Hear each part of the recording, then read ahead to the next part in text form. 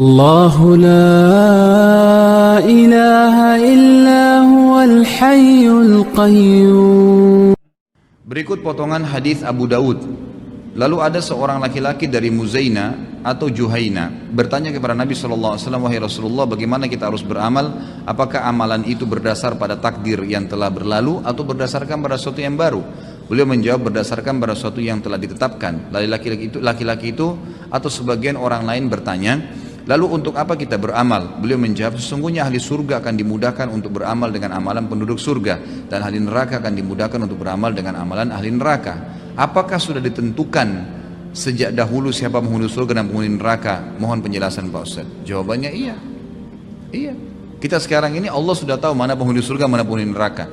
Tetapi bukan paksaan dari Allah. Bukan Allah jabarkan. Jabar itu dalam istilah bahasa Arab, Allah paksa dia harus jadi neraka atau di surga, bukan. Tapi Allah dengan keluasan ilmunya, dalam akhir surah Al-Anfal patokannya itu Allah mengatakan, a'udzubillahi minasyaitonirrajim, wa qad ahata bikulli syai'in ilma, dan Allah meliputi segala sesuatu dengan keluasan ilmunya.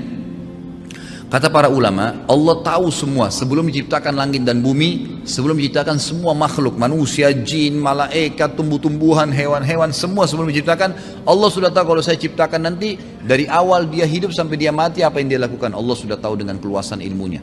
Itulah keluasan ilmu Allah Subhanahu wa taala. Ini yang dimaknakan dengan waqad ahata bikulli syai'in ilma. Allah meliputi segala sesuatu dengan keluasan ilmunya. Jadi Allah memang sudah tahu. Karena Allah sudah tahu si fulan ini kalau saya ciptakan nanti dia akan pilih perbuatan penghuni neraka, maka Allah mudahkan jalannya dengan itu. Saya kasih contoh. Saya jelaskan ya, saya reviewkan kembali. Takdir ada dua macam, ada mutlak dan ada ikhtiar. Ada yang mutlak, antum tidak bisa campur tangan di situ. Lahir dari rahim ibu siapa, ya, paras wajah kita, warna kulit, umur kita, berapa lama kita akan meninggal, itu semua fungsi-fungsi anggota tubuh, kuping mendengar, mata melihat, hidung menghirup, lidah mengecap, bibir mengucap, semua itu fungsi tidak bisa dialihkan. Nggak ada orang bisa makan dengan kupingnya, nggak ada orang bisa mendengar dengan matanya, sudah begitu. Itu takdir mutlak namanya. Allah memang yang pilihin. Itu hak kuasa Allah SWT. Ada takdir yang kedua, ikhtiar. Ini yang sering orang tidak faham. Artinya berhubungan dengan perilaku kita sehari-hari. Makan, minum, tidur, menikah, semua itu adalah ikhtiar. Allah termasuk beriman dan kafir itu ikhtiar. Ikhtiar. Sekarang antum bisa duduk di masjid ini, majelis kita bisa pulang. Siapa yang bisa tahan? Walaupun saya bilang jangan pulang akhi, tetap kalau antum mau pulang hak antum, tidak ada yang bisa tahan.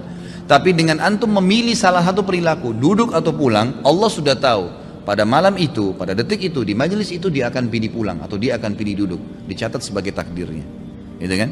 Seseorang mau keluar ke diskotik atau mau tinggal di rumah, dia pilih kan, bebas, nggak ada yang paksa dia. Pada saat dia pilih tinggal di rumah, Allah sudah tahu sebelum diciptakan dia akan pilih tinggal di rumah pada saat itu, dia batalin ya ke diskotiknya. Allah sudah tahu pilihan dia sebagai pencipta. Atau kalau dia keluar pilih ke diskotik, Allah sudah tahu dia akan ke diskotik malam itu, dia akan minum atau dia akan buat apa, maka Allah tahu apa yang dia lakukan. Maka termudahkanlah jalurnya menuju ke neraka karena pilihan dia sendiri ya. Begitulah yang berhubungan dengan masalah ikhtiar. Jadi perilaku sehari-hari, makan, minum, tidur, beraktivitas, termasuk menikah, itu adalah ikhtiar. Ikhtiar, menjadi kafir dan beriman itu ikhtiar, pilihan kita, bebas. Antum sekarang bisa murtad ya, naudzubillah, atau bisa beriman, bebas. Seseorang dengan satu kalimat aja bisa murtad kok. Dia mengatakan saya murtad, naudzubillah, dengan hatinya betul-betul dia ingin keluar, maka dia murtad, gitu kan. Orang bisa dari kafir masuk Islam dengan satu kalimat, syahadu an la ilaha illallah, syahadu anna muhammadar rasulullah, muslim langsung pada saat itu, gitu kan. Jadi seperti itu ikhtiar dia, nggak ada yang paksain. Tapi Allah sudah tahu dengan kemahaluasannya, di Lauhil Mahfuz tercatat apa saja yang kita lakukan sampai kita meninggal. Ya mungkin kita belum tahu besok kita buat apa. Seperti itu memahaminya.